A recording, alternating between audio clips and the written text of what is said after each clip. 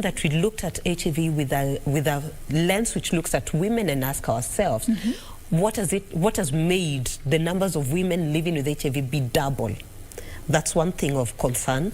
The other thing of concern which data is bringing to us is that we have more new infections among the youth, especially 15 to 24. And this is something that we need to ask ourselves then, what interventions do we put in place?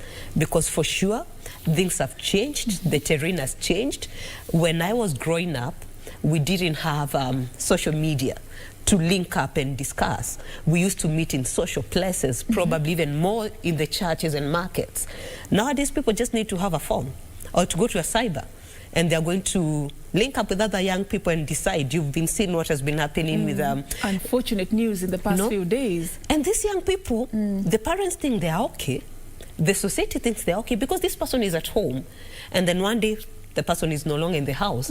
And when you follow up, they went for a party. You didn't even know. How did they even know about it? So the terrain is very different because of we have a lot of media space, which also need to ask ourselves as we work around HIV prevention and also working with the people who are living with HIV, what do we do differently among a population which has access to internet, access to social networking zones, unlike us who had to go physically. The times are different, so we have to rethink around that and see then how do we get into these spaces and positively influence. Yeah. And you know, you'd be surprised about how much concern has been raised with regards to the infections among the young people. This generation of house parties, pool parties, photo shoots that actually go too far. I mean, what is it that needs to be done differently? You've mentioned that we need to do something differently, but what exactly? Today is 1st of December. Let's talk about the solutions and be practical about these issues. I think I'll give a personal opinion in this. There are many factors. And I would say that we are a society which, and I look at it from the parent, policymakers, and the adolescent and young person.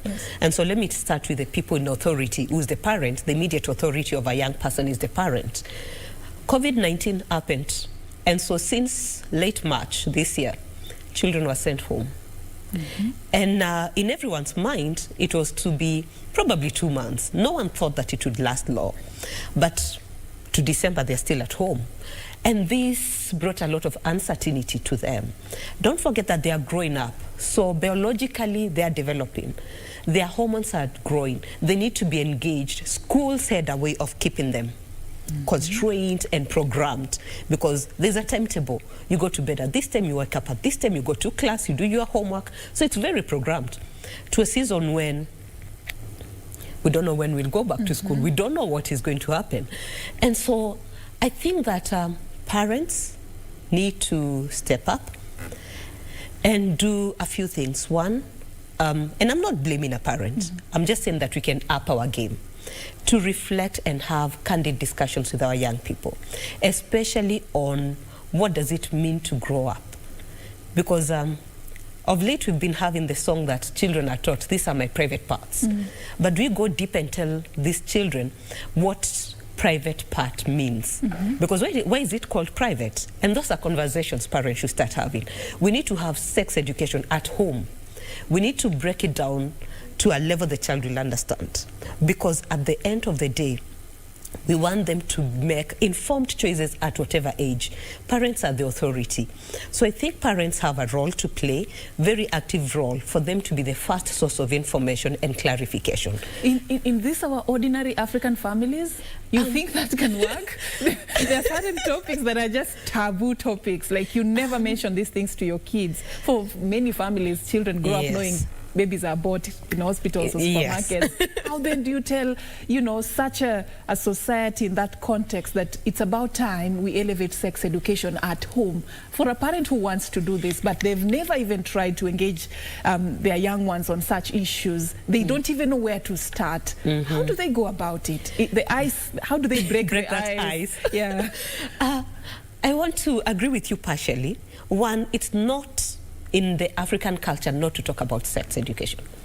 Because when you listen to our mothers and our grandmothers, in fact our grandmothers, if you had a chance to talk to your grandmother, she was very explicit. Why? Because someone was there to break it down for her, So sex education has been actually part of our culture as Africans. But we got to a point that we became too busy and started rushing with life. I want to get another degree. I want to get a better job to provide a better life for these children. And we then forgot about conversations. Because even normal conversations in families are a problem. So beyond then, if a normal conversation is a problem, how do you explain other aspects? Yeah, sure. So I think the best thing is, one, there are many avenues of late. Institutions like the organization I work for, we have mentorship programs for young people. We are open to talk to parents. We have many enough programs. There are quite a number of programs that parents can engage. So I think parents should take that deliberate role to engage and even get someone else who can help break the ties. But they have to be part of that conversation so that when they are there, they can understand their children. The second thing I feel is important for a parent is for the parent to realize that if you don't provide that information, there is another source of information. Yeah, so do you trust it more? Somebody else will. And their peers will.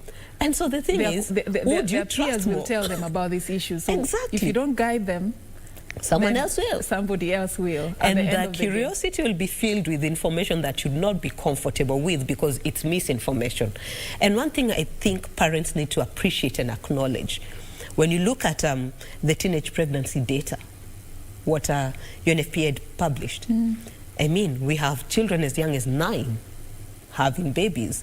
So this means they became sexually active maybe at 8, maybe because of abuse, maybe because of exploration or curiosity.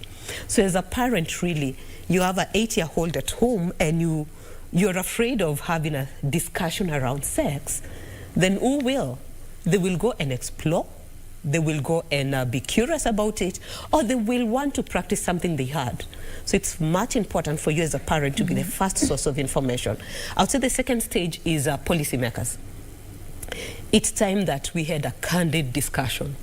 When I was growing up, the church used to give us those talks. I mean, we used to go for youth camps and we would get guided on sex education.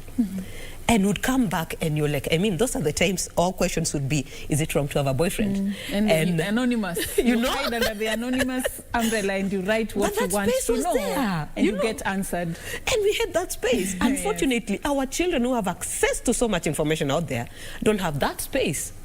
So I think policymakers, the church, have a role to play. The church needs to go back to where we were when we used to have those youth camps and someone who's open to speak after these people have written those papers. We need the Ministry of Education to reflect now and realize that we like it or not, the train has left the stage. It is important for us to have candid discussion on sex education, for the person to understand what does it mean to grow up. Growing up is not just growing physically. What does the biology mean? So I think it's important for the ministry to look at that.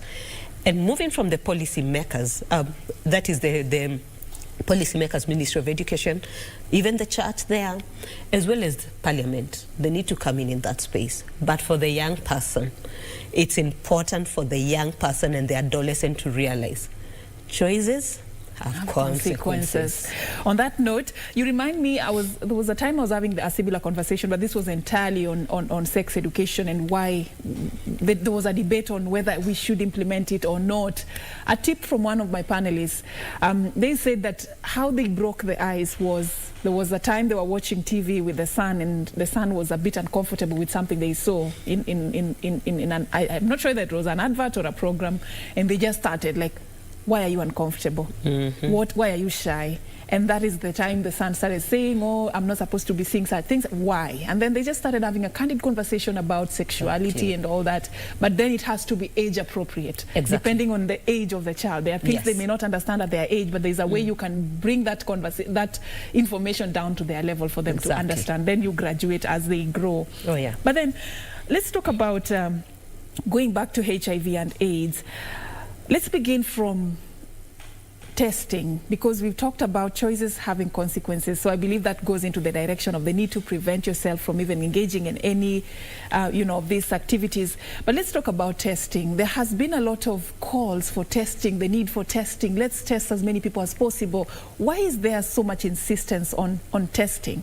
Why is it important for us to elevate the status of testing in the country?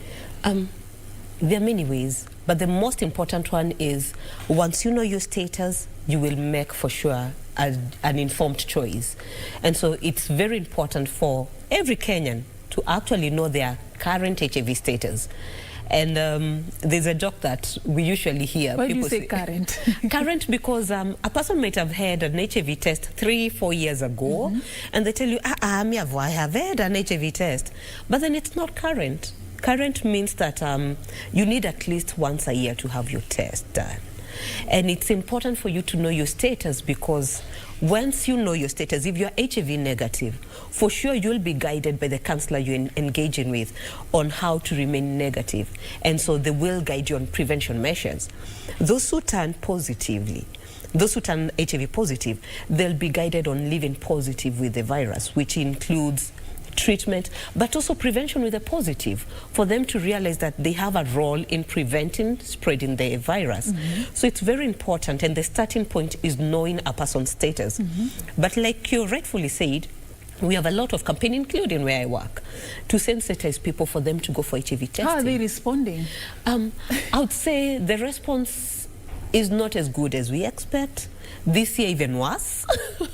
This year even worse, because people have been afraid for almost the better part of the year. People are afraid of going to health facilities.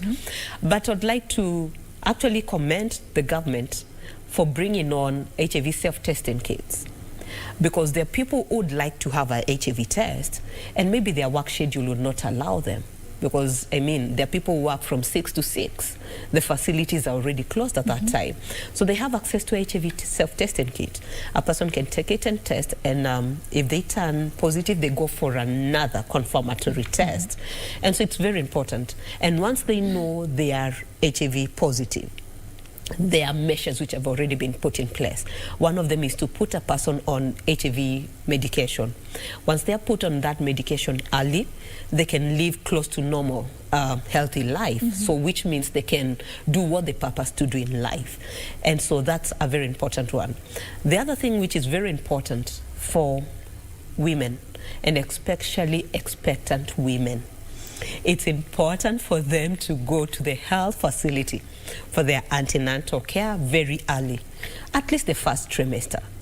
And when they go, they need an HIV test, because knowing their status at that point when they're pregnant, it helps the healthcare worker know how to handle them. Those who turn positive, they'll be put on medication, which will help to reduce the chances of them delivering a child who's HIV positive. So that is very important for especially expectant women to realize that actually PMTCT is very important. The first trimester, they go to the facility, know their status. If they are positive, they'll be put on treatment, and the chances of the child being delivered HIV-free are very high. There's still that fear of, what if I'm positive? What if you go, you get tested, and then the results turn positive?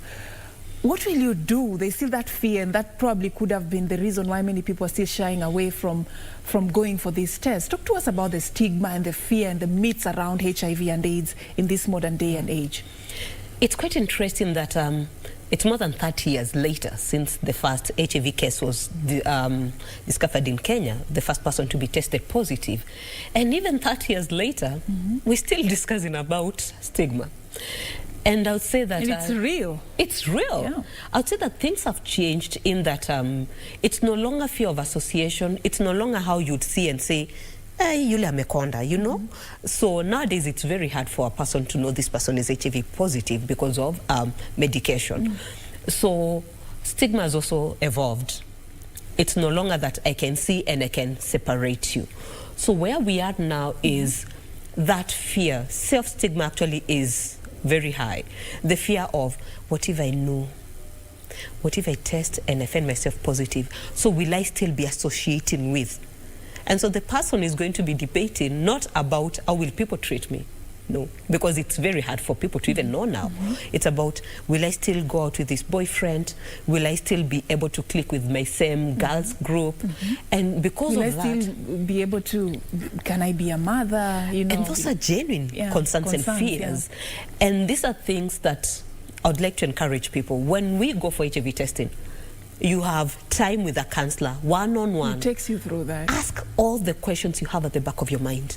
But also, I agree, there's usually that bit of, what if I turn positive? What do I do? And it's important for a person actually to ask themselves that question. What if I turn positive? And once they start thinking through it, the first thing is, so what if I turn positive, what will happen? But the other flip side of the coin is, which is better, knowing my status or not knowing and living a life without being managed? Well, if you're managed, then you live close to normal. So those are the questions that people need to ask.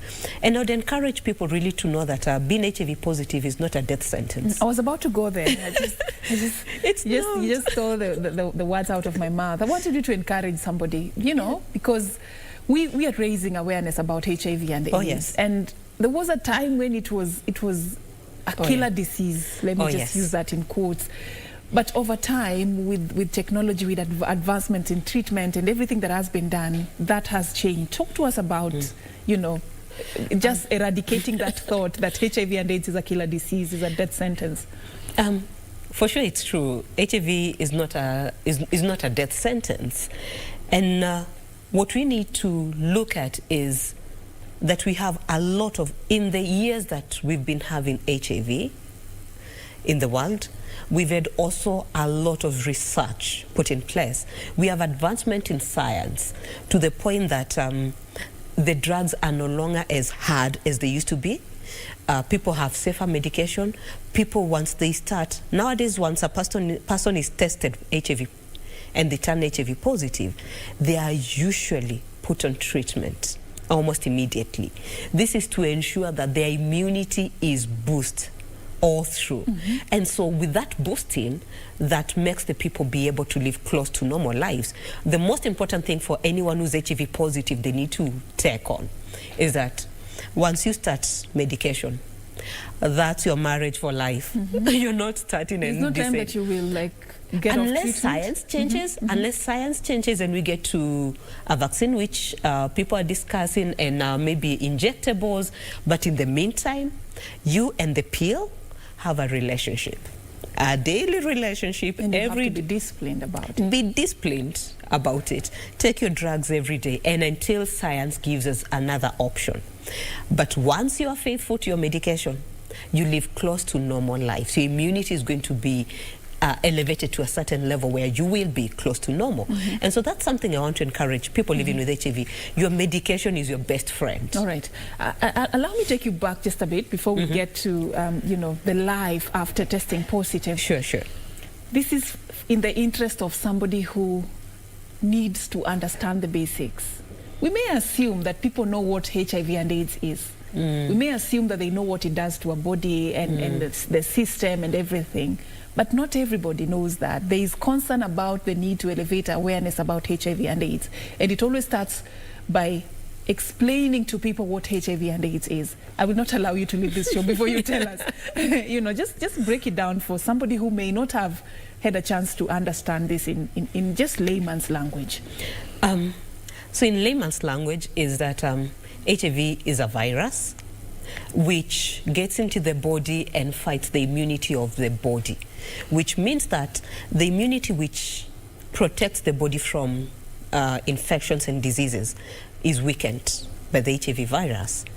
And so if not managed and if it becomes advanced, then a person is going to progress. The virus will multiply in the body to the extent that it's going to progress for this person to be at a level where they have what we call now AIDS.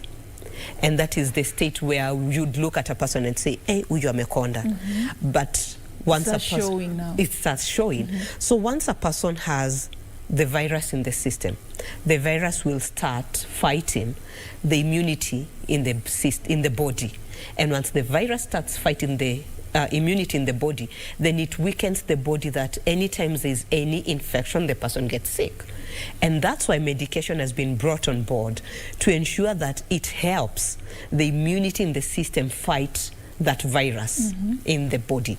So in layman's language, I would say that the HIV virus is an intruder in your system. And this intruder wants to bring down your system. And for you to make your system be stronger, you need to be put on medication. Yes, so in layman's... I like how candid you have been about it. Can I just call you Dr. Mwende? You're not Soon a enough, I'm getting there. You're not a doctor, but you've tried to just, make us understand what HIV and AIDS is all about. And this is why you need to get tested. This is why you need to know whether you've been at risk, whether you've contracted the virus or not, so that as soon as possible you can get into the treatment plan and just sort of help your body to fight and boost your immune system. Because if you live in the unknown and uncertainty, then you may just be doing more damage to your body than good. I want us to talk about the life after testing positive. So somebody has just confirmed that they've contracted the virus. How do they break the news to the people around them? How do you go about that very difficult conversation? And who should be prioritized in this conversation? What should you be thinking at this time?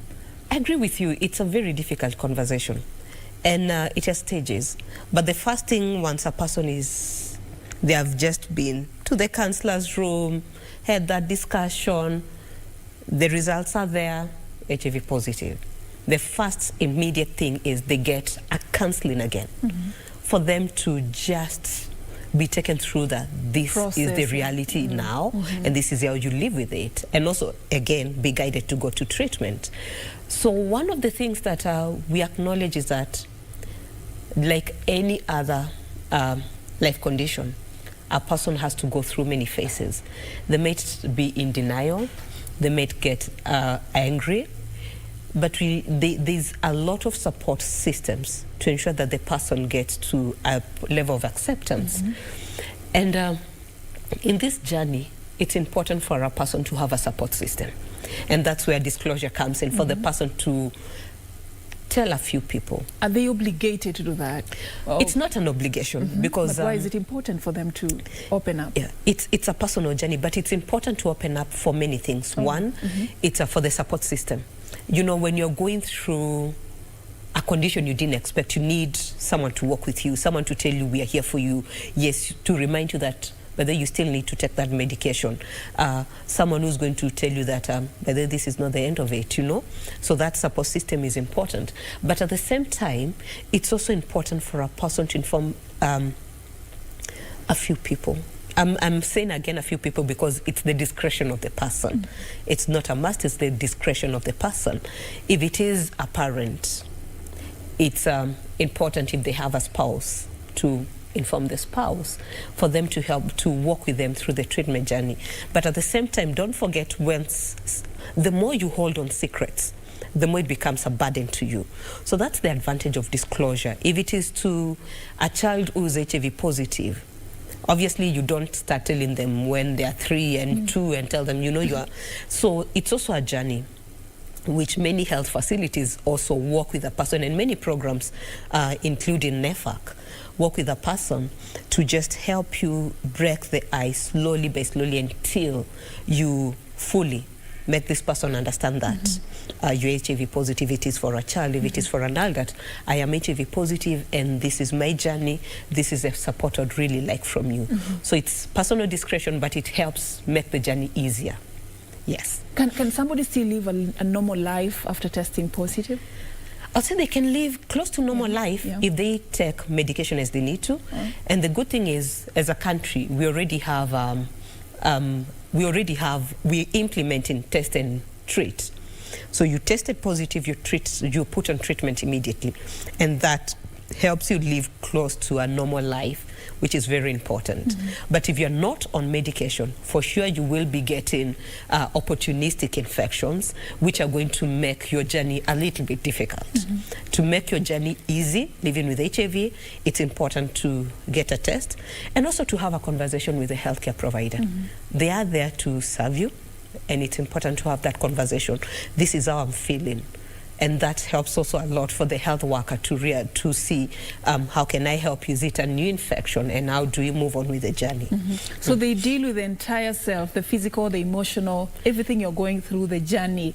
There's that network of professionals that you're working with in this journey to help you just walk and fight this disease better. Do they also bring on board the caregivers, the people around you? I'm assuming maybe a married couple, one has tested positive, the other one is still negative. They're still asking themselves, so who is who in this? Like, what happened? You know, there's still that mistrust and a lot of issues going on. How are these cases handled? I'd say, first to the initial question, there are many service points, but we are not still at optimal. So the health worker may not be able to deal with to counsel you, may not be in a position to handle your nutritional needs. So we are not still at what we would like to call ideal, but that health worker will help you walk through your treatment journey, the medication. When it comes again to, especially for a couple in regards to disclosure and walking the journey, I would say it varies from case to case. There are situations whereby there are national networks of people living with HIV who come in strongly and they help in some of these journeys. One of them is NEFAC, who would come in and a person who's positive, they'll tell you, this is how I disclosed actually, so it helps the person work around disclosure. I would say also it's one of the points that we need to improve as a country, to see how do we fund services beyond the health facility. Because some of these factors are at home. It's you disclosing to your spouse. So what community support is there? And so those are areas that need more focus, need to be strengthened more, because when it comes to the facility, the drugs are there, the health worker may be there, and that would help you with your treatment journey. But factors affecting your treatment journey also need to be looked at. All right, as we mark the World AIDS Day, what is the current focus in terms of your campaign strategy? What are the issues that are of concern for you as stakeholders in the war against HIV and AIDS? Would say that there's been a lot of focus on biomedical interventions. And when you look at biomedical, one of them is, I've already said that we have advancement in science and we have better treatment. I would also say that even for HIV prevention, we have PrEP, we have PEP. All these are biomedical, but prevention really, the behavioral aspects, those things which make you change your attitudes and behaviors, are factors that we need more resources put in. We also need resources, and this is financial and human resource, put in the health sector for HIV. There are aspects also around, like COVID-19 has really disrupted quite a lot of things. And also, just like anyone else, people living with HIV lost their jobs, they couldn't afford food. So without food, how do they even take their medication? It's important to look at aspects around nutritional support for people living with HIV, and just to look at resourcing for HIV. I would say also, as a stakeholder, one of the things that is very important for us, as HF, our theme for World AIDS Day this year is AIDS, the other pandemic. Because this year everyone has been focusing so much on COVID-19. It's very important, but let us not forget that we have a pandemic we've been with for more than 30 years. And if we've not handled it in the 30 years, it's not time for us to lose focus on HIV. And so I would say, as we resource for COVID-19, let us still resource for HIV. And most importantly and lastly for me is that PMTCT needs to be looked at keenly. How do we prevent children from being born with HIV?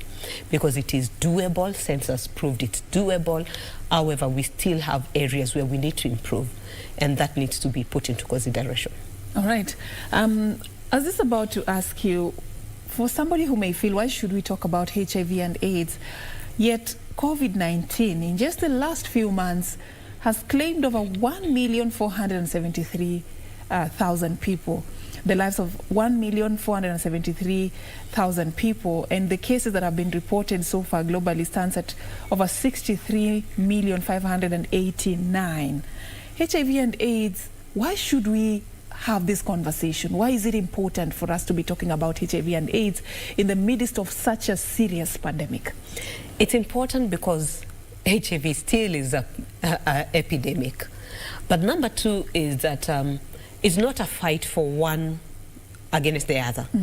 It is for us to look at the health sector and how our health building blocks are like. For example, we should not fund one more than we need to put priority in health in totality. And when you look at, for example, COVID has opened up and shown us how our health system is. We've seen health workers being infected, and that has shaken, including for HIV. Because when the health facilities close, when a health worker has been infected and health workers have been infected, that means that even for the person who's going there for medication has to rethink, because for sure, where will you go for your medication? And I would say that it's not one against the other. However, if we are not careful, we might focus on one and lose the gains we've made in the 30 years that we've been handling HIV. So what do you think has happened? Do you feel like efforts that have been put in place to flatten the curve have had an impact in managing other diseases? What do you think has happened? I'd say yes, because even in news, you even hear children playing and they say the corona man, you know? So that will tell you, any parent will know, oh, that's COVID updates. And so we've put a lot of awareness, which is very important because it's a pandemic. It's very important. But then how do we match with others? For example, as we talk about wash your hands, what other message can you bring in? Like, for example, HIV prevention. When we're talking about building the system to ensure that COVID patients are managed well, what are we putting in place for that HIV positive person? What are we ensuring so that we don't handle one pandemic and the epidemic that we've been battling for years becomes a pandemic tomorrow? And one of the things that is very keen at the moment is that, to be honest, because of the fears and everything else, many people are not going to the facilities even for testing. Some of them not even to pick their medications. And so these are things that we need to ask ourselves then. How do we look at it in a holistic way, not focus on one and lose on the other? And I'll tell you for sure, we have 1.3 million people living with HIV in this country. We can't afford not to focus on them. And it's for their healthcare and preventing infections. That means, if my understanding is correct, that is 1.3 million people who are highly at risk. They are the so-called people who have the underlying conditions. So they are highly at risk when it comes to COVID-19 because they have other underlying conditions. So more emphasis needs to be put in place in managing even other diseases, even as we focus on eradicating COVID-19 in our country. Let's talk about the way forward, the vision ahead. And there was something interesting about a campaign that AHF was conducting, the 20 by 20. Talk to us about that campaign and what progress has been made. We just 1 month to the end of the year 2020. Has it been achieved? I would say 20 by 20 was a very ambitious campaign that AHF was running. And yes, we achieved our success because our aim was globally for the world to focus on the person living with HIV and put more people on treatment, so that the more people we have on treatment, the healthier the population. And AHF is targeted as an organization at that time, and that was back around, I think, 2015, to put 1 million people on treatment. We achieved this last year. We have, across the countries that HF is working in, we have more than 1 million people who are already now on HIV treatment.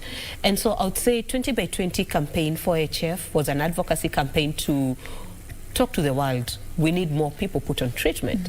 And we are happy that even with that, the UNAIDS came up with the 90-90-90, and this almost fed into the second 90-hour campaign.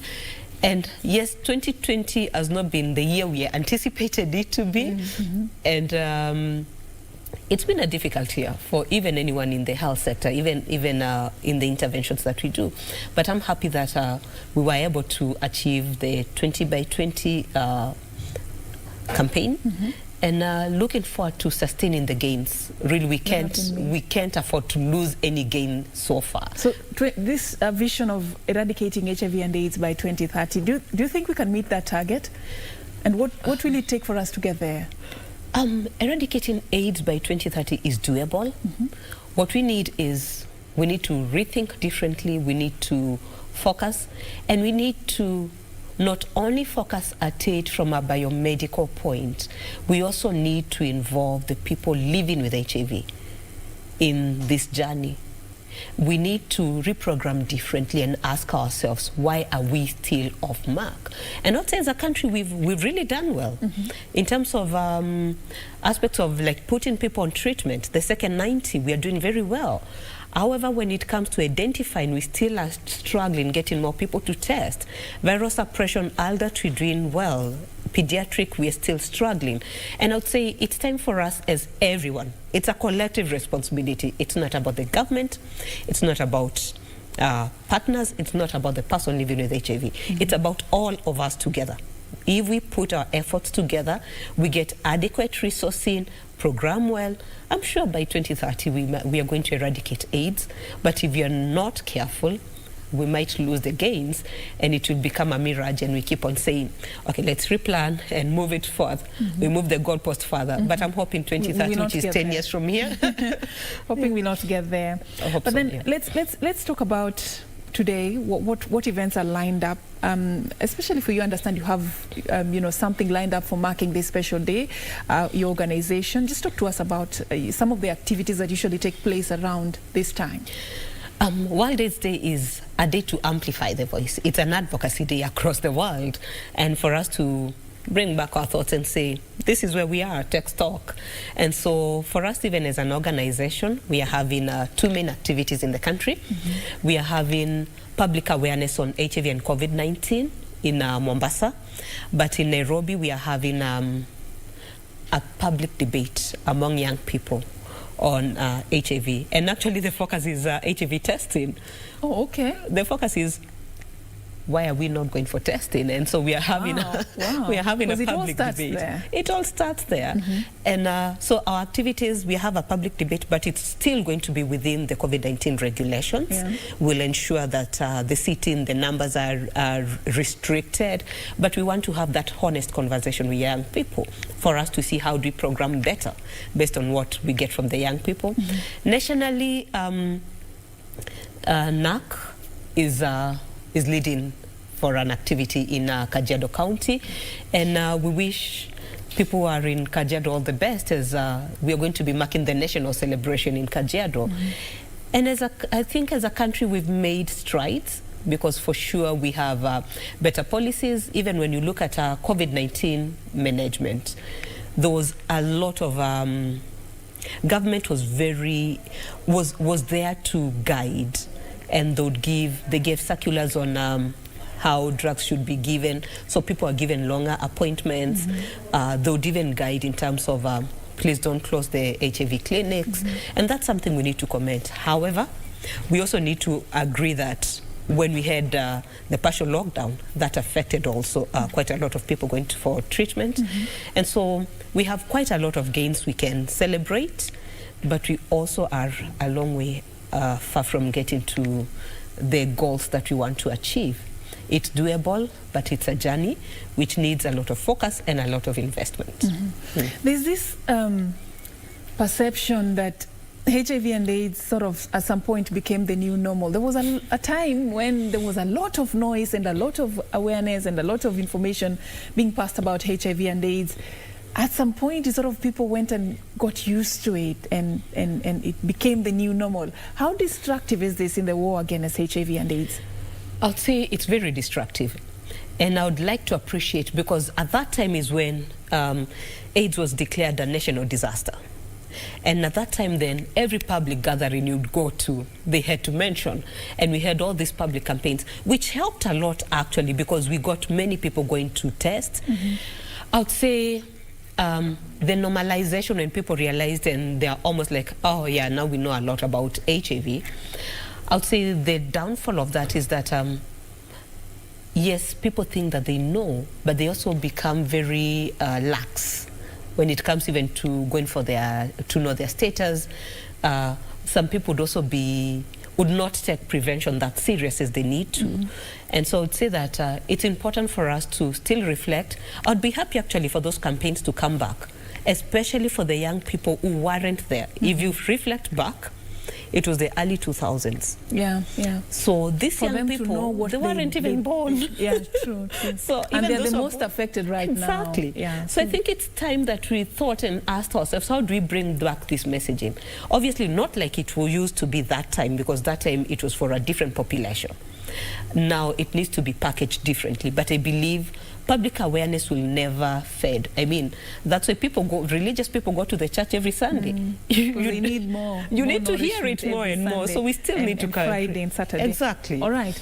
We've come to the end of this conversation. Unfortunately, there's more that we could have talked about, but that is all that time could allow us. I want to give you a chance to just give us your final remarks as we mark the World AIDS Day. What do you want to be at the top of the mind of our viewer this morning? Okay. For this World AIDS Day, what I'd like the Kenyans to think about is that HIV is still here with us, and we need to put in interventions, which we know most of them around prevention. And it's also important for us to realize, like AHF has put on board, that AIDS is still that other pandemic. So as we focus on COVID-19, it's also important as we talk at home and talk about let's wash our hands and keep distance, and even our children know about putting on face masks. It's important for us now to bring the HIV prevention discussion in our families, in our homes, and in the spaces that we are in. The same way we are very keen on preventing COVID, I would urge every Kenyan to be as keen in HIV prevention. All right. Thank you so much, Faith Mwende. She's the Program Development and Advocacy Manager, AIDS Healthcare Foundation, Kenya. We appreciate your time this morning. I appreciate this too. All right. Away from matters HIV and AIDS, we want to follow up on the healthcare workers in the coastal region. This morning, they're having a presser just talking about quite a number of issues that they term as their grievances as they stay in the front line in the war against COVID-19. Among those issues include the delay of salaries and lack of proper personal protective equipment. Let's just take you there to follow in on what is happening. Then we'll come back and kickstart our second interview. We talk about gender-based violence.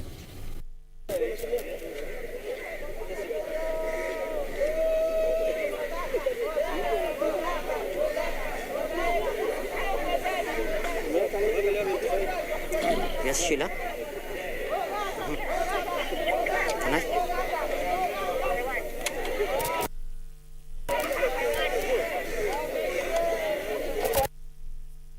Well, good morning to you, Serfine Achieng, coming to you live from Mombasa County.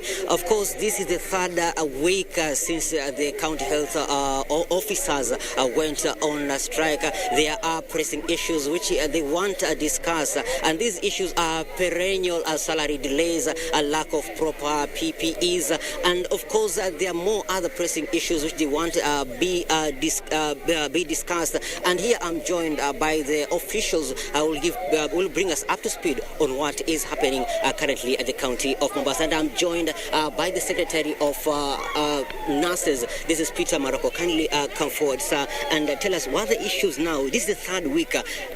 You are on strike. Yeah, the major issue that we have not been able to have a solution on is that is non-remittance of statutory deductions, which amounts to 5 months in arrears for the county of Mombasa having not paid. And this has really taken toll on our members because we offer health services, but again we cannot get this service ourselves because Mombasa County has not been able to pay NHIF. Especially now, the services that our members have been denied are optical services and dental services. And another thing that our members have gone through because of non-remittances is that we have been listed on CRB. Especially now, Mombasa has been able to pay for the last 5 months, has been paying net salaries, and wherever these salaries are paid, the banks get hold of it, they deduct this money or they take all of it, and at the end of the day, we end up not getting salaries. So our call is that the county government of Mombasa pays all these remittances, and then this will now enable us to go back to the table and have a discussion on how to return to work. And another thing is that we have another strike that is coming up, is that we are calling upon the government, especially nationally, to ensure that we have risk allowances, which is amounting to 30,000, which should run for the period of time that COVID is going to be with us, and we may need to negotiate because we realize that we are all at risk, and we cannot determine risk allowance by virtue of the training one has. We want the government to actually look for a better way to assess on how risk allowance is going to be paid, because majority of us, if you look at the number of people who are paid, if you compare across across the cadres is that we've lost so many nurses, we've lost so many clinical officers and even doctors. But now we want equality of payment of the risk allowance so that we are able to be appreciated for the risk we take ourselves. And we call upon the government, especially the Minister of Labour, to gazette COVID-19 as an occupational disease to enable our people who have lost their lives so that their families can be compensated through the WIBA laws. So that, you see, these people are depending, there are some people who are depending on the nurses we've lost. We want to have these people compensated for the loss of life they had so that their families can keep on living, because there are people who are very young families, and these families are going to live in distress. Yeah. Okay, so Mr. Franklin, briefly, on behalf of the clinical officers, how do you want this issue being worked upon so that you come back to work? On behalf of the clinical officers, one of the solutions is paying. And we are urging the employer to pay up the deductions that have now been in arrears for the last 5 months. Once they pay, now we can come, sit down and discuss on a return to work formula. On the issue of perennial salary delays, which has been a thorn in the flesh of healthcare workers, especially in Mombasa County, we want to ask the governor himself to take responsibility to ensure that the finances that have been allocated for healthcare workers in Mombasa County is paid, so that these people don't have disruption of them offering services to the citizens of this beautiful county. Now, that is Mr. Franklin, who is in charge of the clinical officers here in Mombasa County. Of course, those are the issues which are thrown in the flesh as they have put it and did them or worked upon in time so that they come back to work and, of course, give the health services back to wananchi. That's what we have from Mombasa County. And back to you, Serfine, Achieng, Nairobi.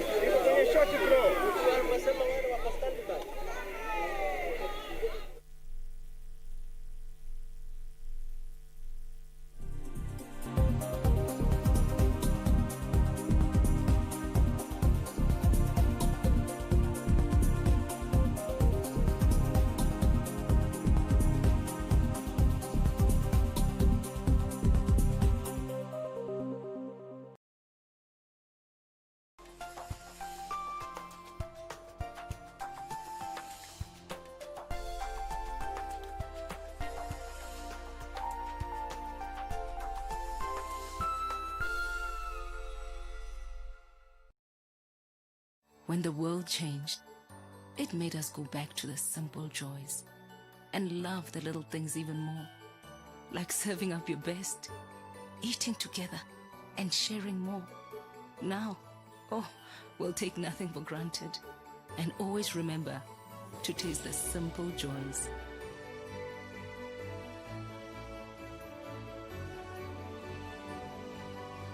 Enjoy the magic of Christmas with Coca-Cola.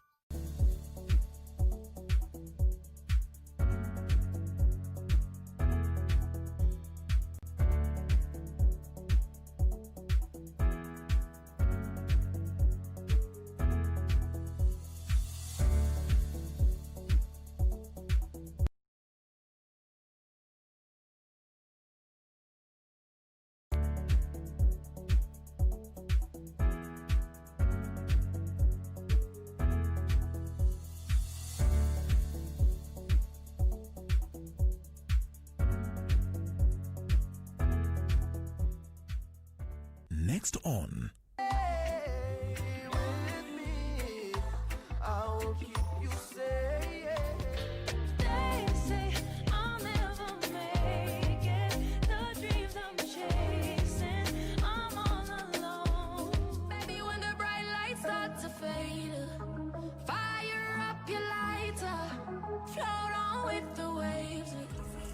Don't make nobody say nothing else. Why you think I want you all for myself?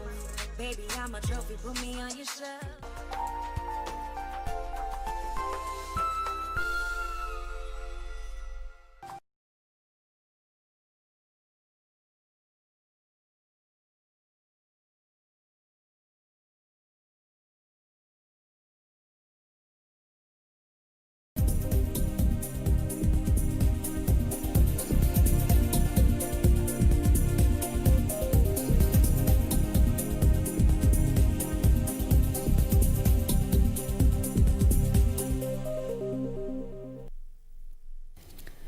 All right, welcome back, and we appreciate you staying with us right here on KBC Channel 1.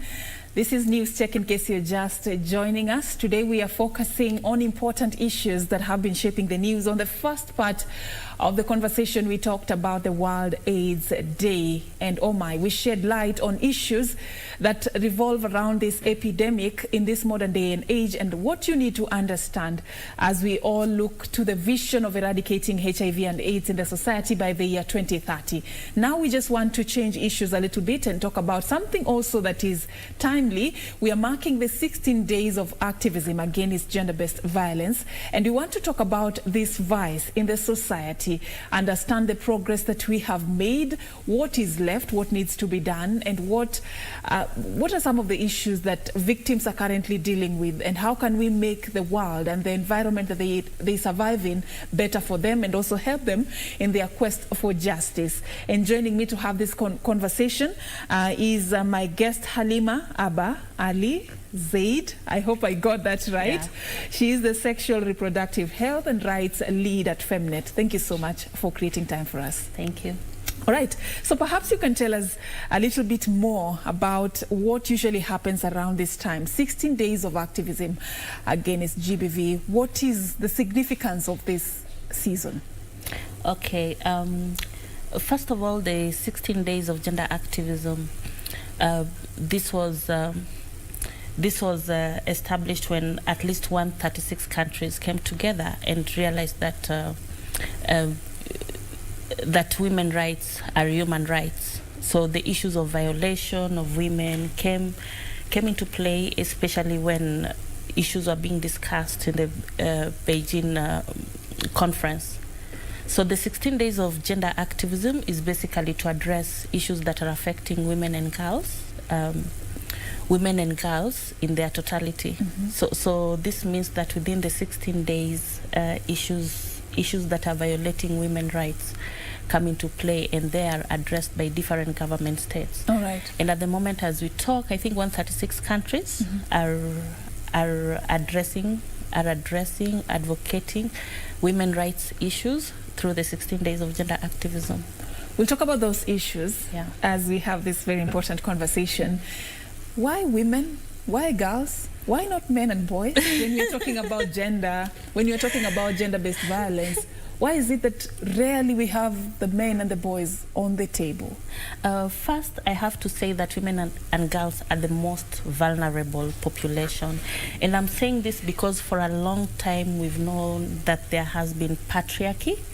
Men have always taken like a forefront in addressing some of the issues that are affecting them and forgetting about women. We've looked at patriarchal issues, like when it comes to men being the household heads and ensuring that they put themselves first and forgetting about women.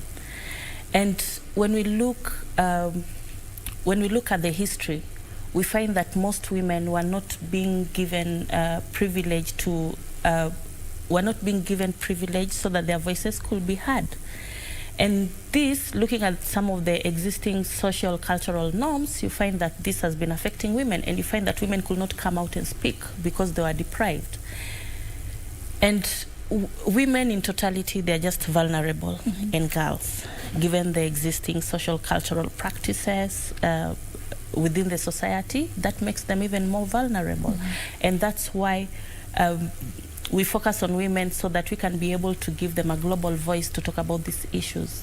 Yeah. To understand you, you're saying that women are increasingly becoming the victims of most of these vices as compared to the men in the society and the boys. Yes, and I'll give an example of, let's say in marriage, for example. In marriage, in the current social cultural practices, you find that women are raped in marriage, but they can't come out to speak because men believe that they should not even talk about these issues. So women are still being violated, even within their household. Even when in marriage, they're still being violated, and that's why we are focusing on women. And when we also look at some cultural practices, harmful cultural practices like the female genital mutilation, you find that these are still being practiced, and the woman, the girl, is still the one who's being affected, and that's make us to focus more on the girl and the woman, because they're the most vulnerable. All right, which is a given, and it's something that one would understand. But then how will we win this war if we do not bring everybody on board? Victim, perpetrator, you name it, whichever direction you want to take with this conversation. But how will we win the war if we leave the other side, a very important part of it, out of the conversations we are having? Well, the only way to win this war is to make sure that we have an inclusive participation. And when I talk about inclusive participation, I mean the engagement of boys and men into that is the where discussion. I was going. So what is their role in this agenda and in this season? Their role in this agenda is to make sure they are able to create an enabling environment for women and girls at the household, because we believe that they play a greater role, especially towards addressing issues of gender-based violence. Because most of the perpetrators, you'll find that it's mainly male and boys. So when we target boys and men, we are able to make sure that we create awareness, we work with them, and we ensure that they create an enabling environment for women and girls. And even when it comes to sociocultural practices, we know that men still are the heads of the family in the household. So when we work with them and we empower them, we are able to create more information, and they are able to make sure that they also help in addressing issues of gender-based violence. The numbers have shown that, yes, there could be the fact that there are more women victims, and when you look at the perpetrators, more of them are men. But still, the same numbers are currently showing us that men are increasingly becoming victims of gender-based violence. What is happening, and why are the trends changing? What should we read from this? One, I'll give in the context of COVID-19. We know COVID-19 has come with a lot of challenges. One, people losing jobs. Yes. We've seen school closeouts. You know, there are many young girls, young women who are not going to school. We've seen women losing jobs, men losing jobs, and issues of insecurity. So because of these conditions, it makes even more girls and women to be more vulnerable to gender-based violence. And also when we talk about the issue of men, like being on the increase, there's a lot of psychological issues that are still going on, especially when a man loses a job. The frustration that comes with it makes his mental capacity to be unstable, and maybe this could be the increase to a lot of gender-based violence within the household level. In this era of COVID-19, the situation has been worse compared to other times? It's been there, but in the era of COVID-19, it has been worse because of more vulnerability at the household levels, people losing job, mental instability, psychological issues, you know, to name them all. There has been a lot of, the home has now become like more of unconducive, even for women who stay at home, and for young girls who are not able to go to school, they're staying at home. There are a lot of incest cases that are happening. And one of these could also be because there hasn't been a lot of parent-to-child dialogue, because parents are scared of talking about sexuality issues with their children, so they don't know, they don't have information. So a lot of ills are happening within the household that needs to be addressed, especially by parents, especially when it comes to giving information and creating awareness to their young girls. All right.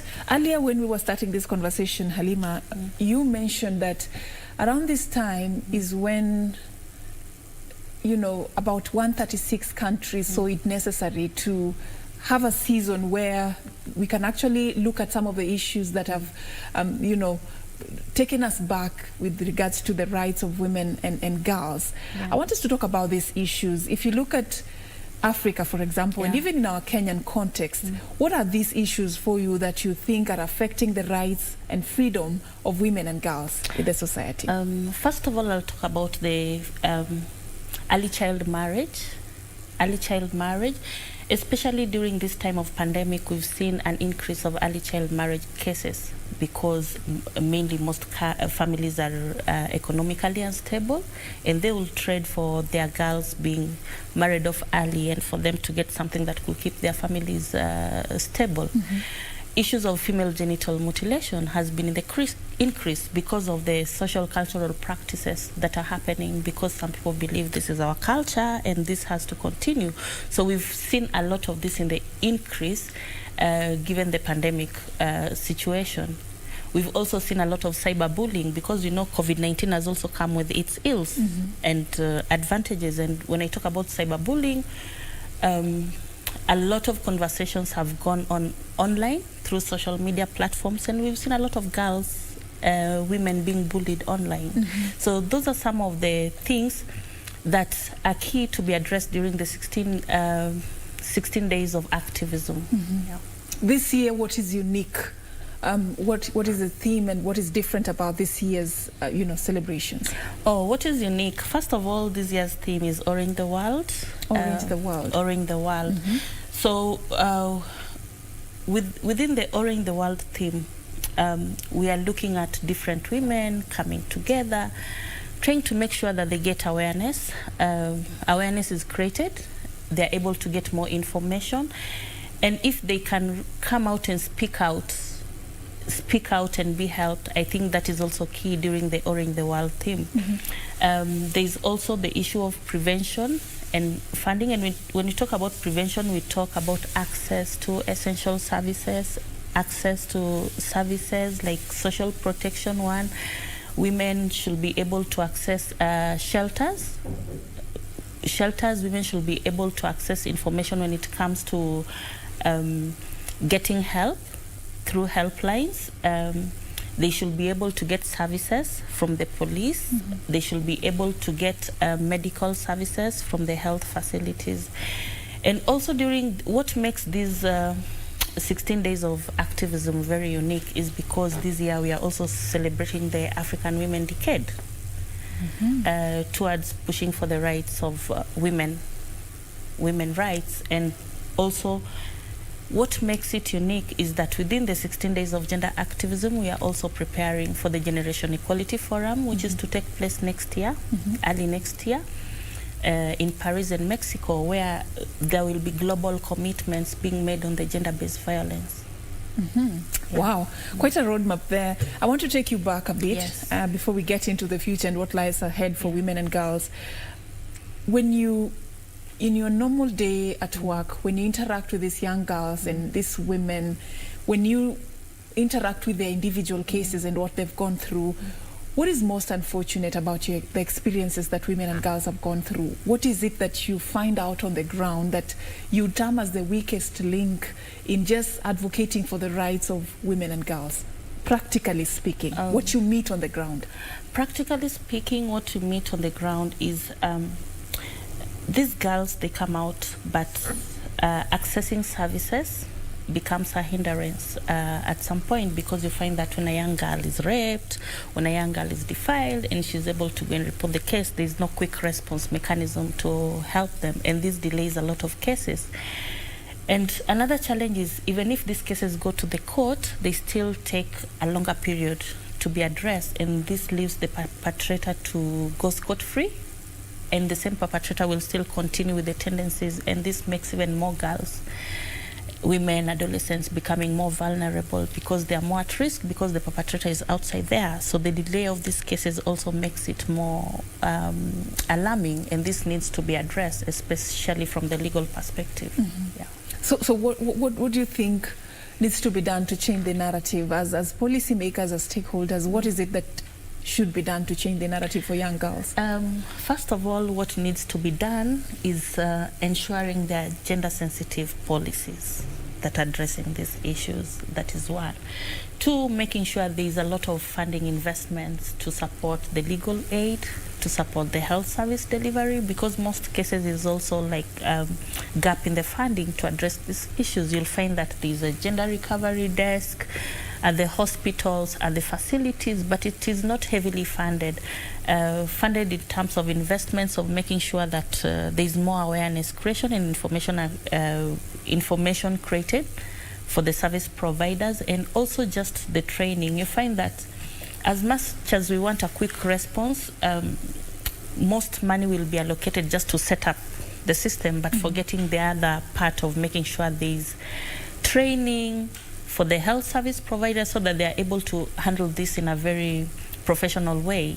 So training is not just a one-stop thing. It has to be like more fast training, refresher training, so that they are also able to be updated with the new things or mechanisms that are coming into play. In most cases, you find that that's where there is the gap.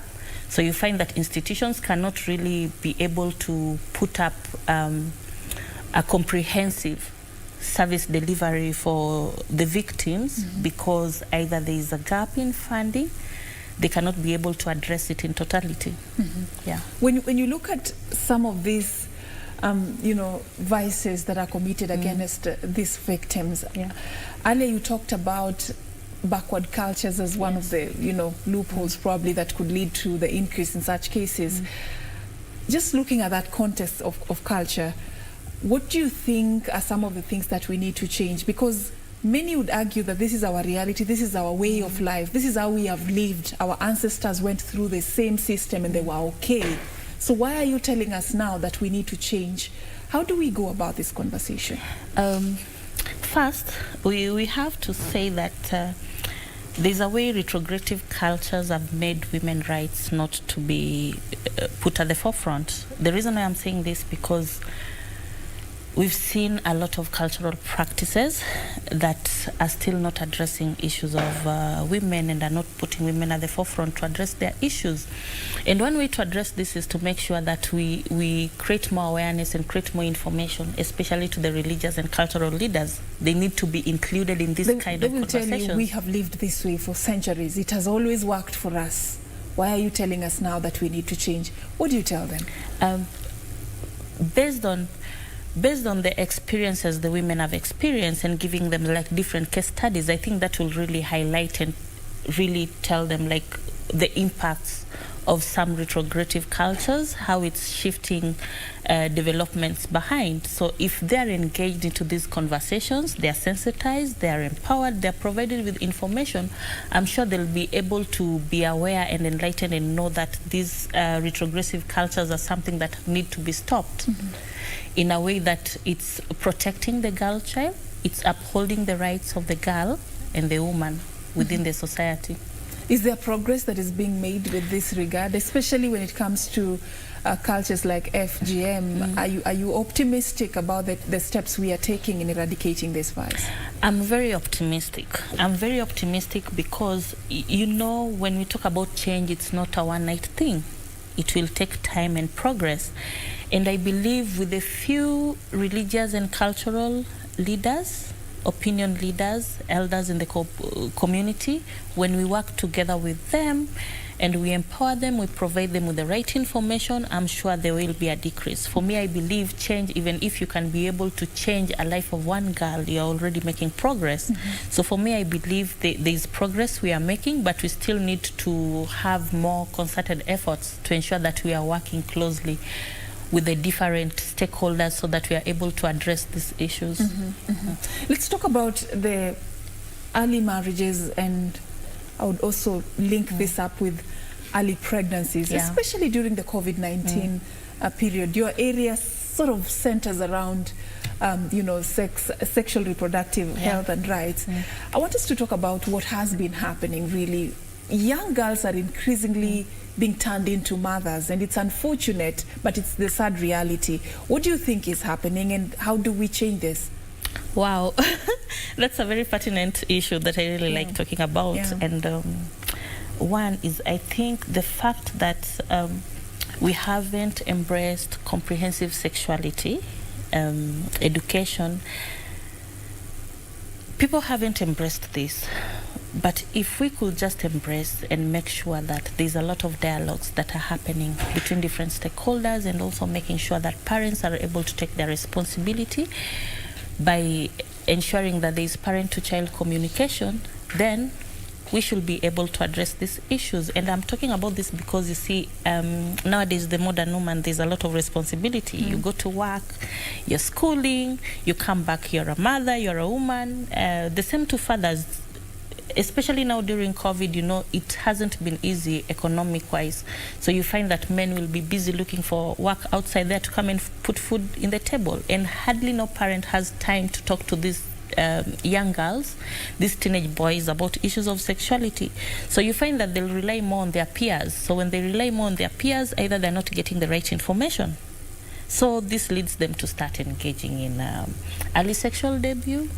You'll find that because because of poverty levels back at home, the girl will feel, I've gotten a sponsor, or this young man who can take good care of me, and the young lady or the teenage girl will resort to going to marriage, because if she thinks of staying at home because of these other challenges, she'll just feel, I'm better off going for marriage. And this also promotes like issues of teenage and early marriages. Most families are also struggling, because you'll find that now during COVID-19, you'll find that the whole household, mother, father, have lost jobs, and there's nothing to put on the table, and they have these young kids and the girls, and maybe there's someone who's offering to pay a better dowry price that can sustain them, and most of them will sacrifice, especially in the rural village, sacrifice and say, oh, just take the child as your wife. Yes, right. Yeah. And these are things that are still happening. They are still happening. It's only that they don't come out into the vicinity, but when you go deep down in the community, when you're doing community engagement, those cases still happen. There are still kangaroo courts that are still addressing these issues, but they don't address them amicably to see that this child is a minor, justice is served. It's local arrangements for who is benefiting in this arrangement and who is not. But the child's interest is not put on the table. And you also find that even when these kangaroo courts are happening, you'll find that the person who's mediating is maybe a relative of the family. So these things need to be addressed. Yeah. All right. So, in the essence, you talked about comprehensive sexual education. Yeah. When you say comprehensive, how comprehensive is it? How much is too much, and how do you go about it from an expert's perspective? First of all, when I talk about comprehensive sexuality education, I'm talking on it from the point of perspective, knowing that when you're doing comprehensive sexuality education, we know that there are different targets, cohorts, age cohorts. And when you are giving this information, we look at the different cohorts and the kind of information that they need to consume. And that is something that people don't really understand. They just think when you talk about comprehensive sexuality education, it's something that people just think it's alarming. But what I would encourage people is to go deeper and just see what it entails and learn. Because for me, I believe at the end of the day, information is power. If you don't give this information, then it's like you're just disabling or not empowering a young girl, a young boy, or an adolescent outside there, or youth. But once you give this kind of information, they'll be able to be aware to make the right decisions and choices about their sexual reproductive health. And that's what people don't really know, because people think when you bring the discussion of comprehensive sexuality education, you're going to talk about something that's, but in reality is that parents, religious leaders need to understand that these things are happening in the community when they're not there with their kids. Do they know what their kids are doing behind their backs? Because at the end of the day, you find that when they're with their peers, there's a lot of pressure that happens behind the ground. So if you don't address them, or a child will just come home and just pretend like they're not talking about these issues because this is a strict parent. Parents need to open this dialogue and conversation to ensure that their children get the right information, so that when they get the right information, they can be very assertive, they can be informed, they can be able to make the right choices and decisions. I think this is something that needs to be pushed, and we need people, we need stakeholders, we need people to be aware, just getting the right information for them to get the right choices and decisions. All right, Halima, you say it's about time we have this conversation. Yes. Let's not hide our heads in the sand anymore. We'll pick up from there. We're just going to be taking a very short commercial break. This is News Check. We are talking about the 16 days of activism against gender-based violence. We are coming back with much more. Stay with us.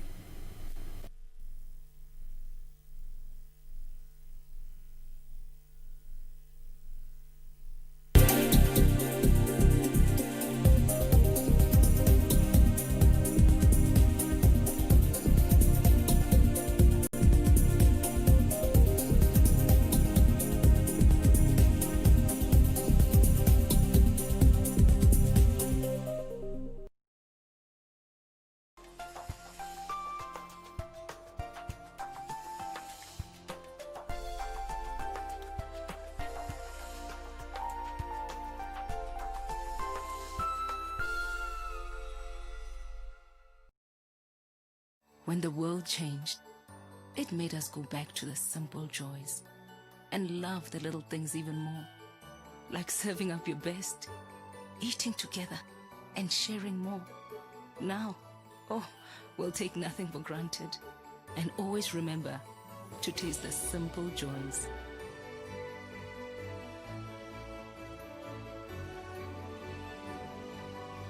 Enjoy the magic of Christmas with Coca-Cola.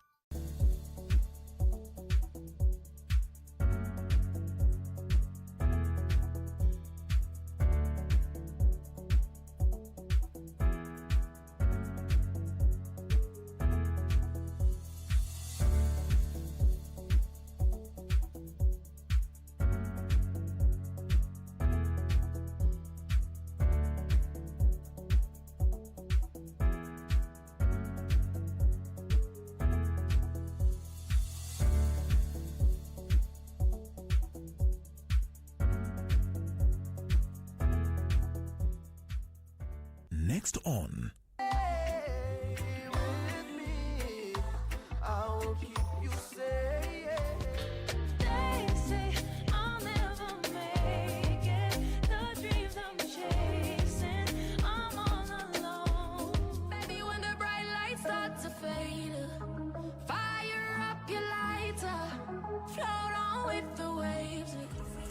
Don't make nobody tell you nothing else. Why you think I want you all for myself? Baby, I'm a trophy, put me on your shelf.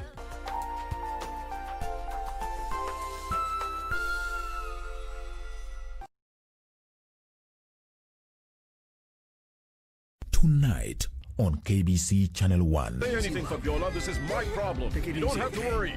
Everything's going to be all right. Are you sure it's a safe place? More or less, but at least it's out in the middle of nowhere. Nobody will find us there, okay? Okay, let's get going. I just can't understand how Antonio got involved with drugs. Somebody set him up. Ulo stood me up. He took off. What do you mean he took off? We're in real trouble now. We're in real trouble. Calm down, Chava. The police are here searching Osvaldo's room. My son could be anything, but he's no drug trafficker. El paraíso In Love with Ramon.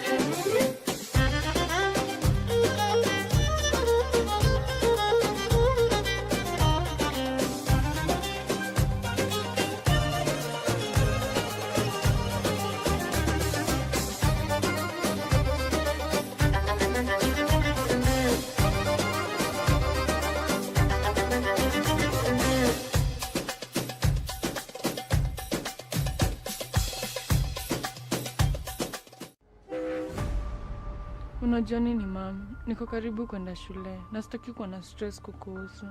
Kristi, hebu rudi shuleni. Wewe enda mtuwakilishe sisi wale tulishindwa na masomo vipoa. When Angela and Christy meet at the university, their bond somehow clicks. Dad is somewhere up there in the sky on his way to China. I'll never forget when he took us to Singapore. Wow, it was fun. Followed by a friendship that would defy their parallel backgrounds. Into my bare shower. Good luck inside there. How's this door shut? Kuma bezi nuko mushoishikilie mlango kwa frame. This new territory presents all manner of fasts as influence, temptation, family histories, and peer pressure set in. The rest of their lives become a story of love, survival. Wait. Please mom, kubali tu story tumalizane twende home. Influence, backstabbing, jealousy, and revenge. Nimeambiwa tu kule stage muonekana na minji fulani mkikama hapa mtaani. He decided to sneak from the hostel and go to Ray's studio without consulting me or Tiff. Join us on Tainted the Campus Diaries as we explore this hilarious never-seen-before drama. Hebu nilipe pesa zangu wewe. With a touch to behold. A story of temptation. KBC, in collaboration with the Kenya Institute of Curriculum Development, is broadcasting enhanced out-of-class learning on radio, television, and online. Catch the lessons every weekday on KBC Channel 1 from 2 to 4 p.m. on KBC English Service and 15 FM from 9:15 a.m. to 5 p.m. and Radio Taifa from 10 a.m. to 11 a.m.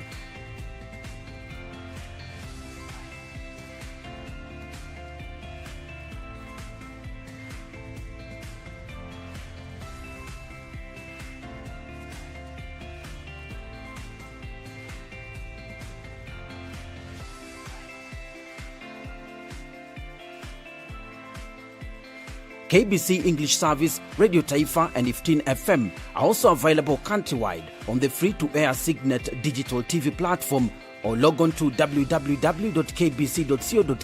for live streaming, or download the KBC Online app on Google Play Store. Kenya Broadcasting Corporation, ensuring learning no matter what.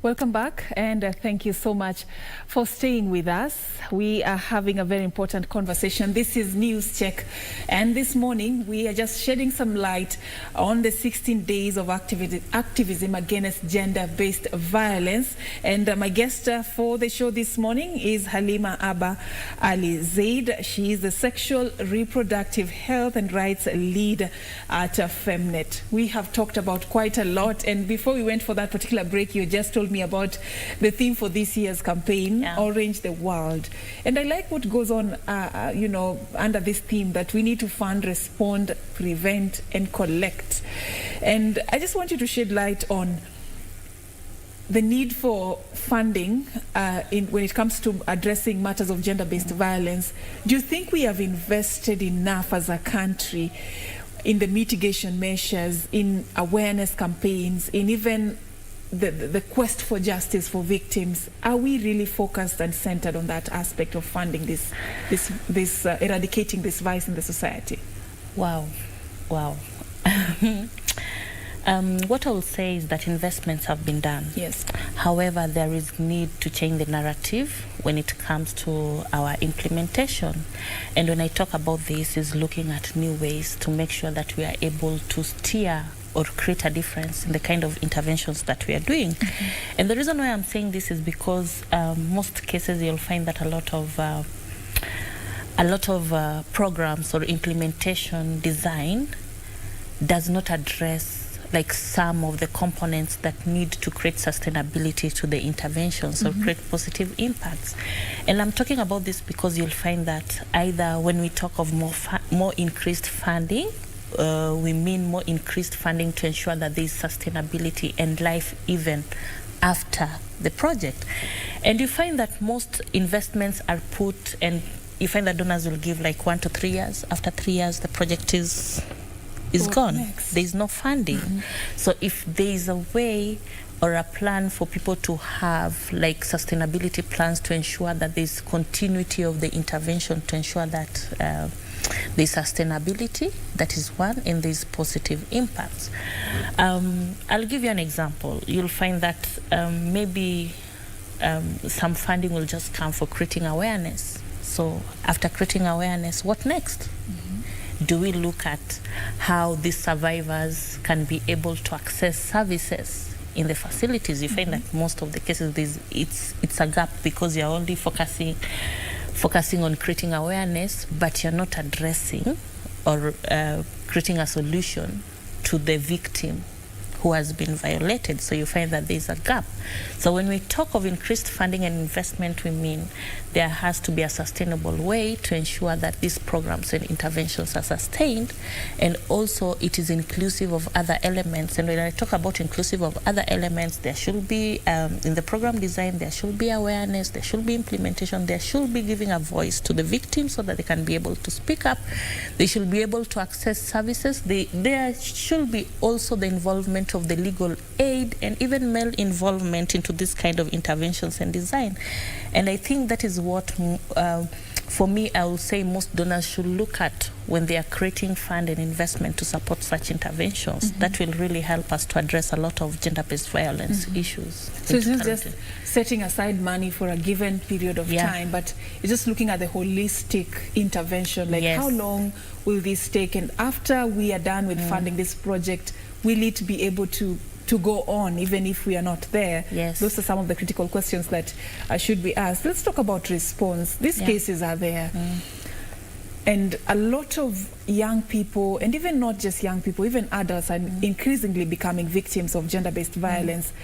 If you look at our country and our setup and what we have done in terms of just giving them a chance to reach out and for help when they are violated or when they find themselves in such a scenario, do you think we have done enough in that aspect in terms of just managing our response to gender-based violence?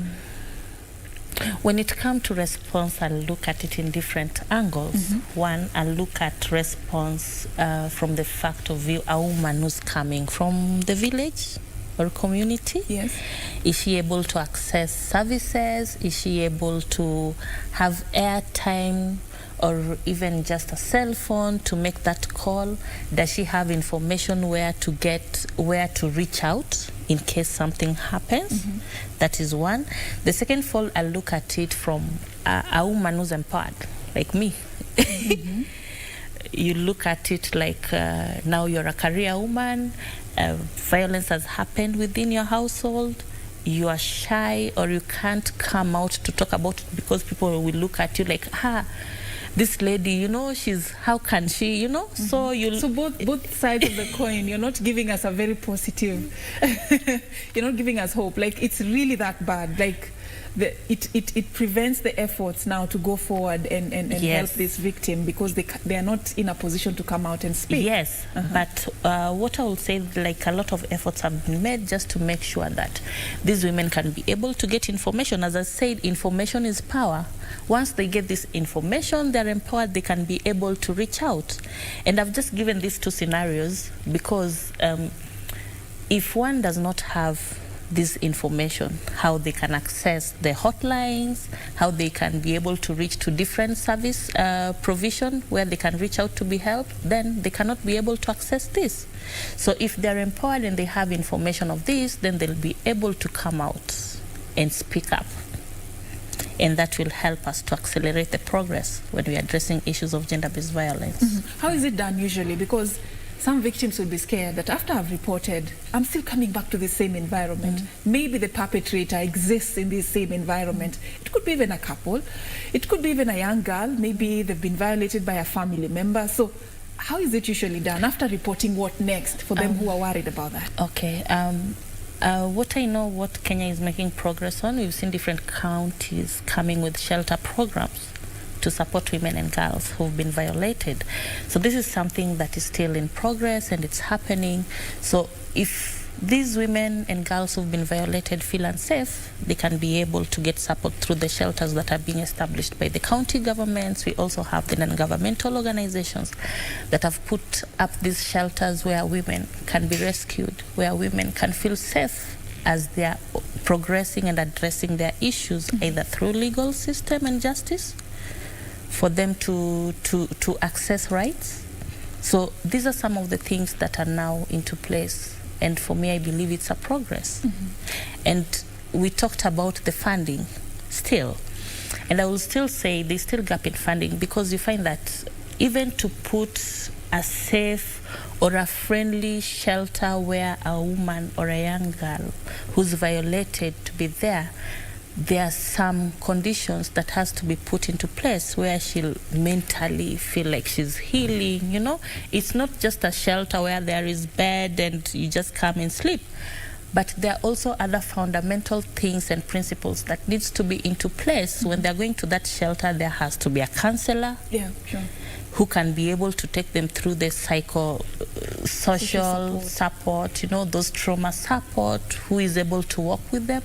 There should be basic services, basic aid services that are there. There should be legal aid services within the shelter where women can be helped, either through pro bono services, because most of these women who are mostly violated, and the girls, you find that maybe they don't have enough funding to get access to justice, to hire a lawyer who can really represent them. So within the shelter services, there's also need to have even those pro bono lawyers, legal aid services that can take them through on the rights and the laws and the policies that are existing. You keep saying we need to have. Yes. How much have we done, though? Like, where are we, if you rate us as a country, in terms of the ideal that you're painting vis-a-vis what we have right now, so that we understand how far we have to go? Okay. Currently, I can say we are making progress, but we are not yet there where we want to be. But counties having plans to have this shelter, to have GBV policies, for me, I believe that is a start for us to move to the next phase. So at least we are somewhere, but we just need concerted efforts from everyone. It be a multi-sectoral approach that involves everyone to be part of this solution. It's not just the government, it's not just the civil society organizations. There is need to be inclusion of each and everyone. But first of all, we need these women and girls to come out and speak, so that these issues, people are aware that these issues are happening, then mechanisms are able to be put into place. Because if women don't come out to speak about these issues, then we won't be making any concerted efforts to address issues of gender-based violence. Which brings me to the point that I wanted us to discuss, the trends in terms of reporting of these cases. How many of these cases are even reported, and is it as much as they ought to be? How are we doing in terms of reporting? Wow. I don't have the exact data on the reporting, but what I know is that... But what would you say, though, about the level with which the victims are coming out to speak? As a stakeholder, do you feel it is satisfactory from your point of view? Is it helping?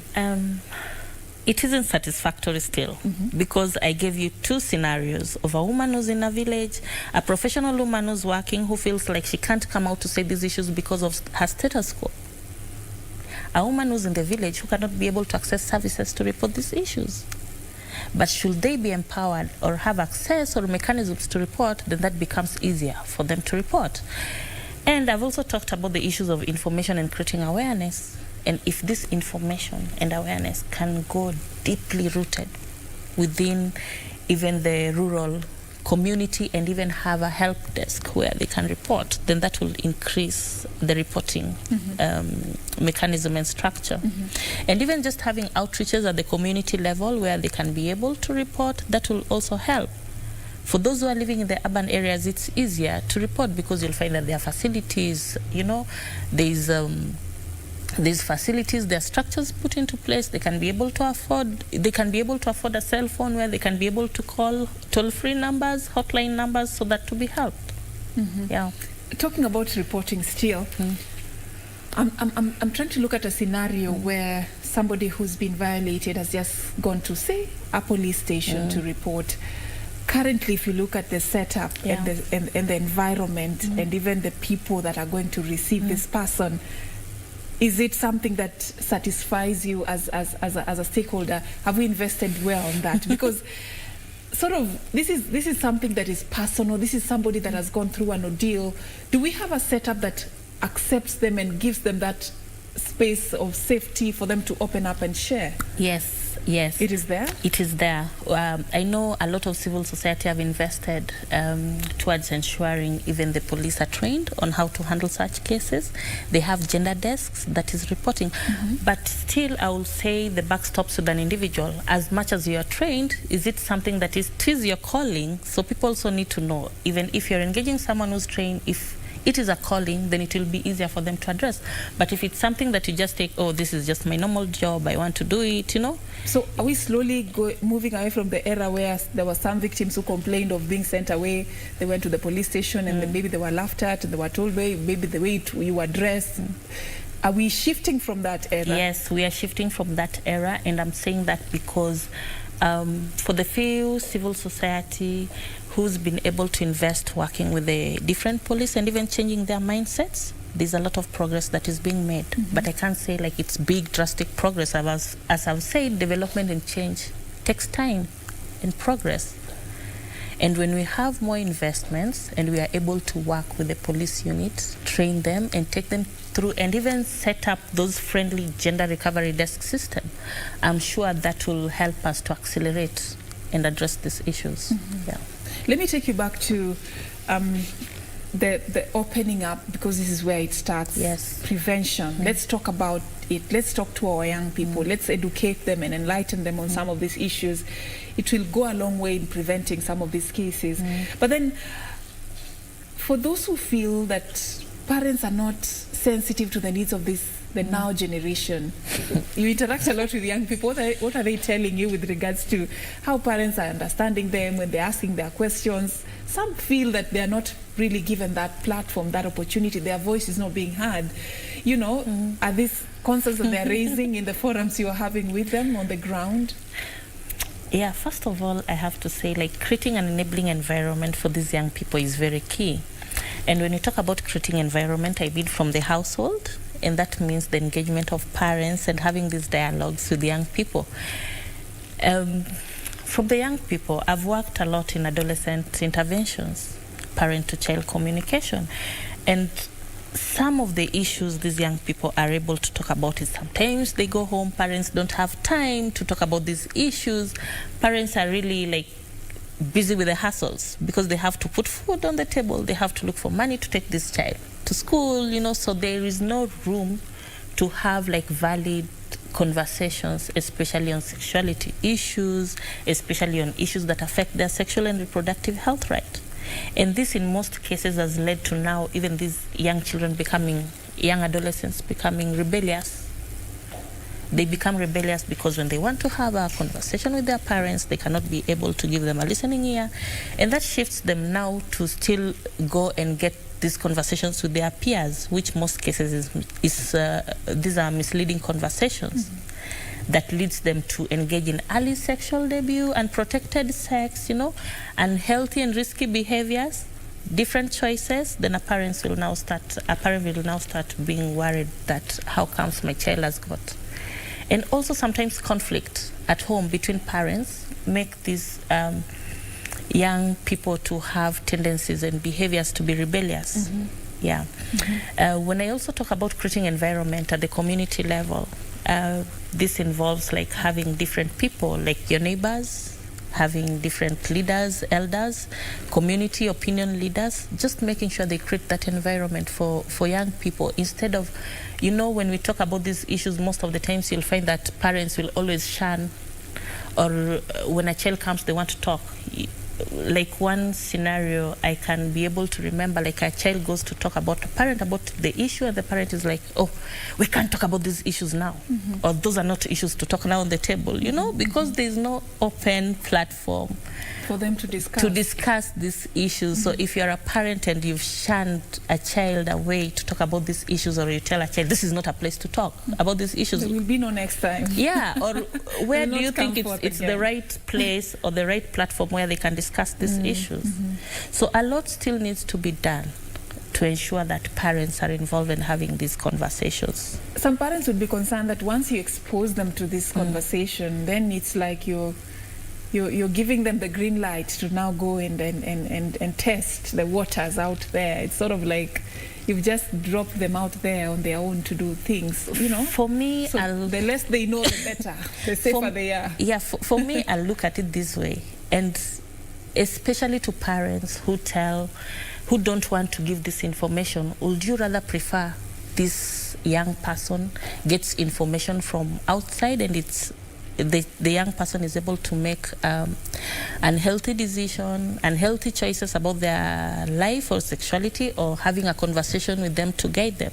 So if we look at it that way, and I'll still emphasize, giving them information gives them the power to make the right choices about their health. If you don't give them, then it's hard for them to make the right choices and decisions. Yeah. All right, let's talk about back to the 16 days of activism. As Femnet, is there anything planned or organized, any forum or a campaign that you're currently elevating as we mark the 16 days of activism against GBV? Wow. So as Femnet, I have to say that I look at the COVID-19 response. So we've been able to develop the Pan-African Women Online Hub, where we are able to provide information for African women and girls. So from that platform, they're able to access information on what's happening, and we are also creating awareness through platform. That is one. Then two, we also have our men-to-men strategy, which is a unique strategy for Femnet. Currently, as we speak now, we have our advocacy officers championing men issues, working with the different county governments to ensure that there is male involvement within the conversation of 16 days of gender activism.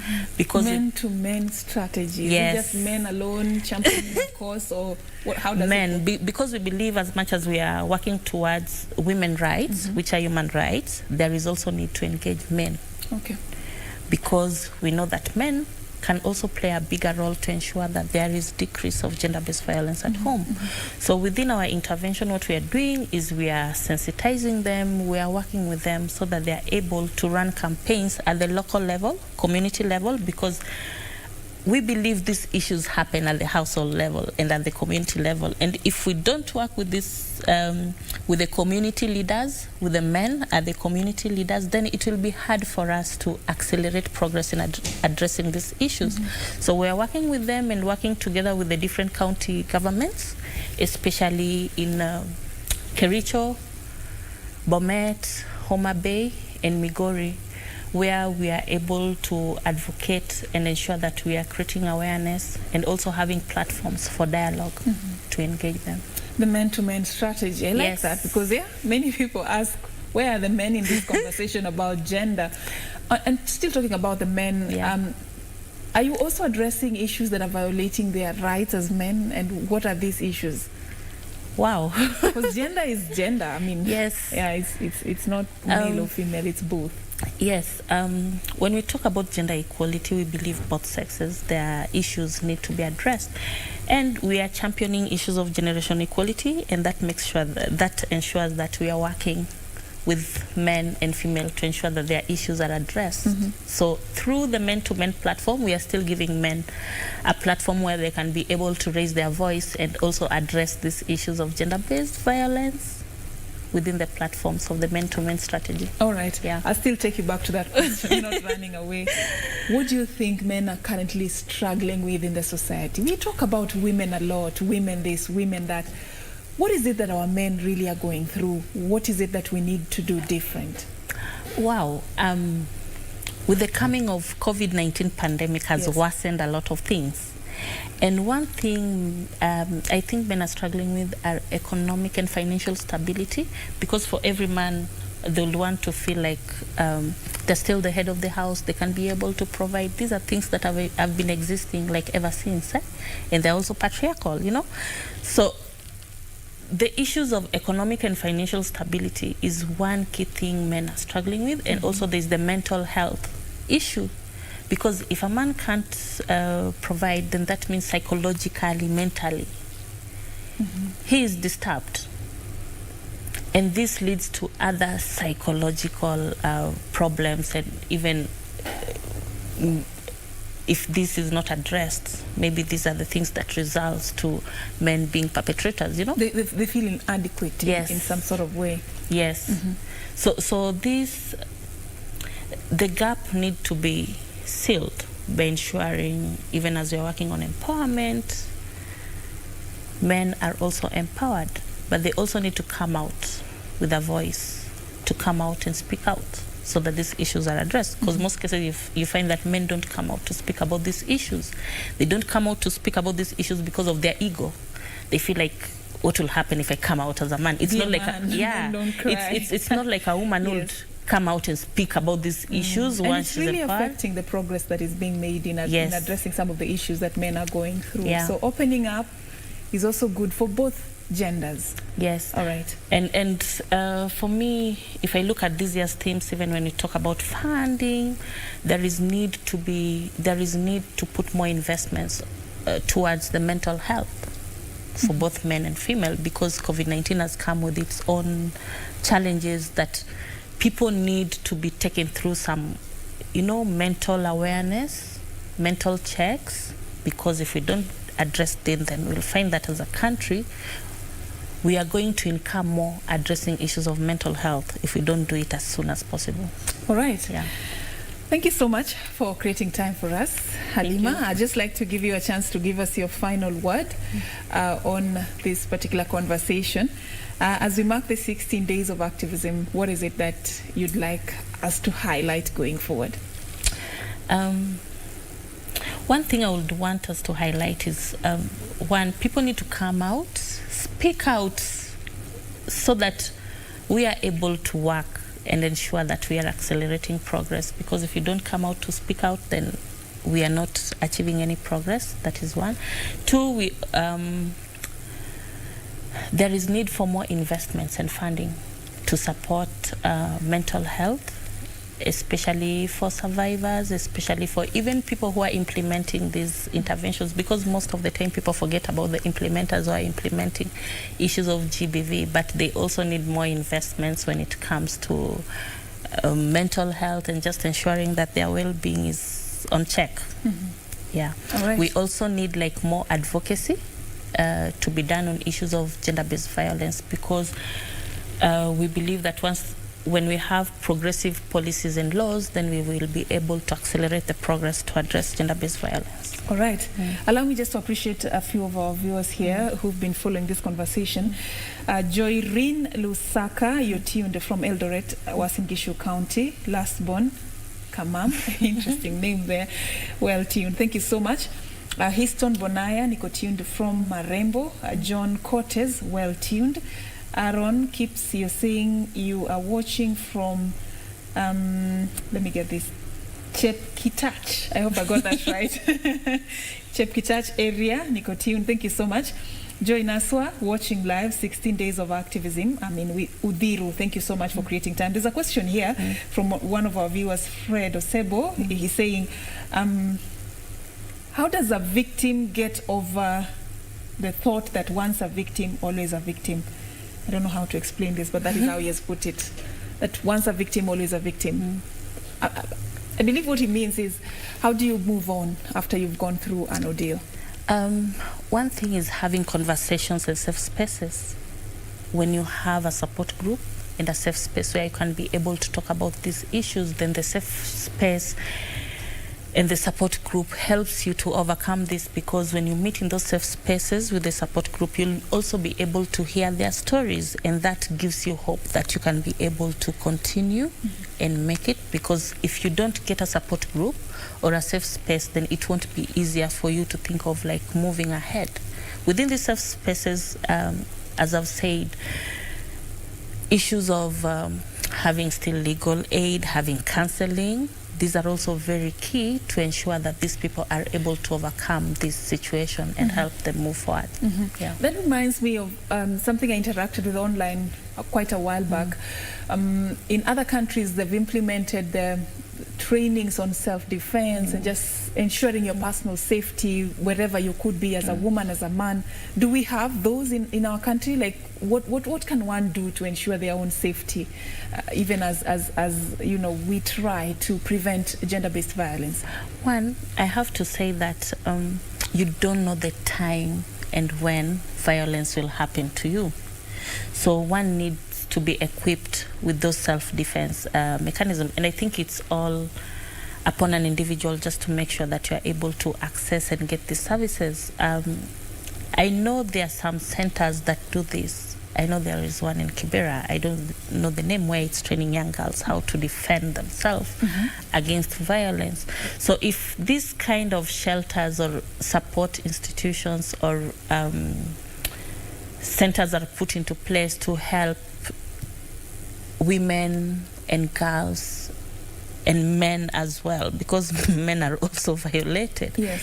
If there are a lot of setup that can be able to address that and engage them, that will also help us to progress. Yeah.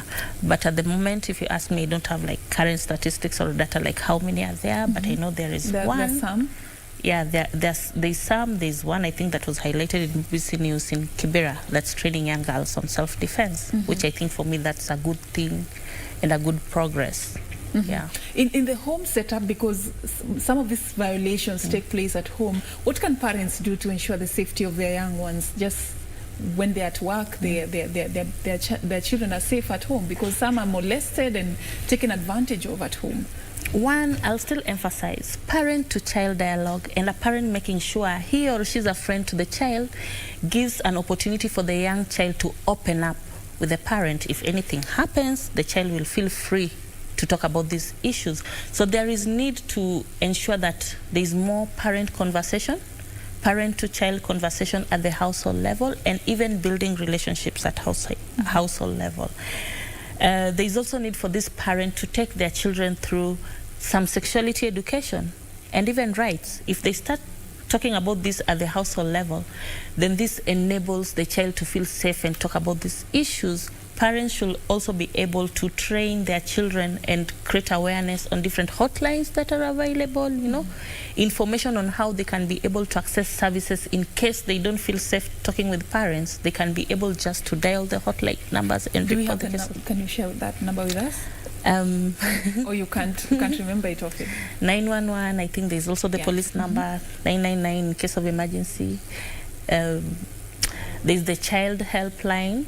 The child line, I think it's 911, that people can still report. Yeah. All right. Thank you for that. I caught you off guard there, but thank you for sharing, you know, those essential numbers with us. Of course, more you can get online in case you just want to know where you can seek help. It's important to come out and speak, because when you speak, you prevent the next person from becoming a victim. Because if you speak, then interventions will be taken and measures will be taken to ensure that it doesn't happen again. So don't keep quiet in your small corner of the world, having gone through such an ordeal. Come out and just share with somebody you trust, and then the next step can be taken.